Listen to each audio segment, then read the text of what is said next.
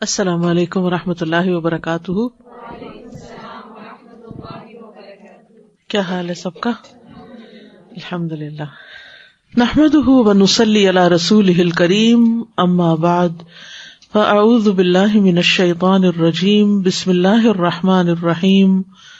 رب اشرح لی صدری ویسر لی امری واحلل عقدۃ من لسانی یفقہوا قولی. کتاب الطب. باب لا حامتا. باب کوئی حامہ نہیں، یعنی کوئی الو نہیں. عربوں کا یہ عقیدہ تھا کہ مرنے کے بعد انسان کی روح الو کا روپ دھار لیتی ہے، جیسے آواگان کا عقیدہ ہوتا ہے، اسی طرح کا ملتا جلتا، اور پھر وہ پکارتی پھرتی ہے، چلاتی ہے. تو رسول اللہ صلی اللہ علیہ وسلم نے اس خیال کی تردید فرمائی کہ لا حامتا، اس کی کوئی حیثیت نہیں ہے. حدثنا محمد بن الحکم حدثنا النضر اخبرنا اسرائیل اخبرنا ابو حسین عن ابی صالح عن ابی ہریرہ رضی اللہ عنہ عن النبی صلی اللہ علیہ وسلم قال لا عدوى ولا طیرہ ولا حامہ ولا صفر. ابو ہریرہ رضی اللہ عنہ کہتے ہیں کہ رسول اللہ صلی اللہ علیہ وسلم نے فرمایا لا عدوى، کوئی چھوت چھات نہیں، ولا طیرہ، اور نہ کوئی بدشگونی، ولا حامہ، اور نہ الو کی نحوست، ولا صفر، اور نہ سفر یعنی سفر کی نحوست. ایک روایت میں آتا ہے ابن جریج سے کسی نے پوچھا کہ حامہ کیا چیز ہے. انہوں نے کہا لوگ خیال کرتے ہیں کہ یہ پرندہ انسانی روح ہے، یعنی انسانی روح ایک پرندے کی شکل میں ہے جو چیختا چلاتا رہتا ہے.